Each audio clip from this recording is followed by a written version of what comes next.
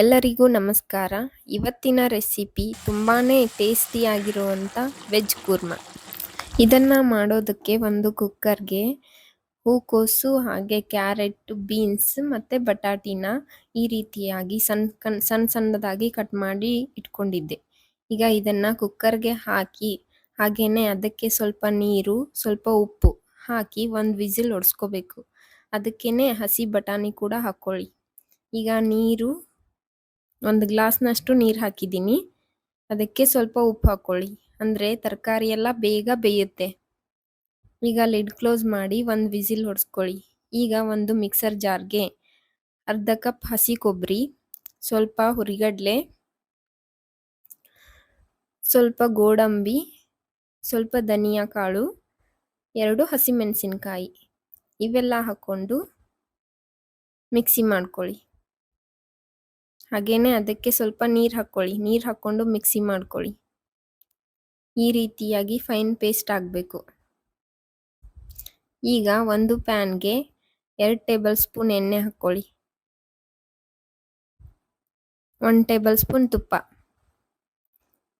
ಇವೆರಡು ಬಿಸಿ ಆದ ನಂತರ ಸ್ವಲ್ಪ ಚಕ್ಕೆ, 2 ಲವಂಗ, 1 ಏಲಕ್ಕಿ, ಸ್ವಲ್ಪ ಸೋಂಪು ಹಾಕಿ ಅವು ಚಿಟಪಟ ಅಂದಮೇಲೆ ಸ್ವಲ್ಪ ಕರಿಬೇವು ಹಾಕಿ ನಂತರ ಸಣ್ಣಗೆ ಕತ್ತರಿಸಿದ ಈರುಳ್ಳಿ ಹಾಕ್ಕೊಳ್ಳಿ.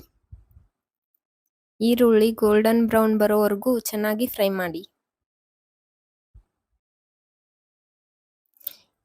ಇದನ್ನು ಚಪಾತಿ ಜೊತೆಗೆ ಒಂದ್ಸಲ ಟ್ರೈ ಮಾಡಿ, ತುಂಬ ರುಚಿಯಾಗಿರುತ್ತೆ.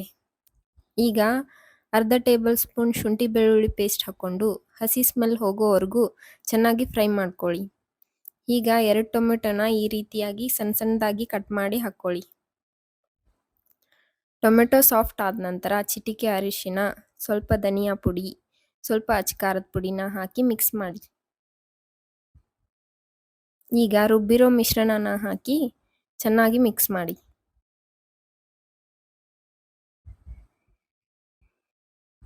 ಅದೆಲ್ಲ ಮಿಕ್ಸ್ ಮಾಡಿ 2 ನಿಮಿಷ ಕುದಿಸಿದಾದ್ಮೇಲೆ ಬೇಯಿಸಿರೋ ಎಲ್ಲ ತರಕಾರಿನೂ ಹಾಕಿ ಚೆನ್ನಾಗಿ ಮಿಕ್ಸ್ ಮಾಡಿ.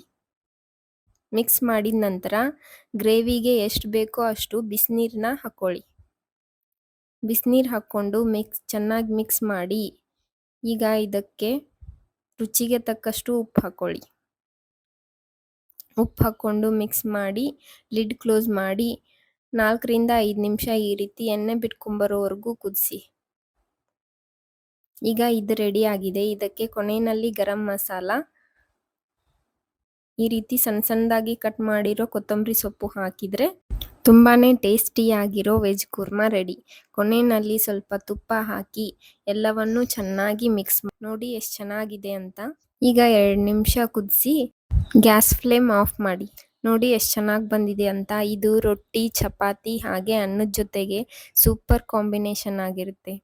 ಇದನ್ನು ನೀವು ಒಂದ್ಸಲ ಮನೆಯಲ್ಲಿ ಟ್ರೈ ಮಾಡಿ, ತುಂಬಾನೇ ರುಚಿಯಾಗಿರುತ್ತೆ. ಈ ವಿಡಿಯೋ ನಿಮಗೆ ಇಷ್ಟ ಆದರೆ ಲೈಕ್ ಮಾಡಿ, ಶೇರ್ ಮಾಡಿ, ಸಬ್ಸ್ಕ್ರೈಬ್ ಮಾಡಿ. Thank you.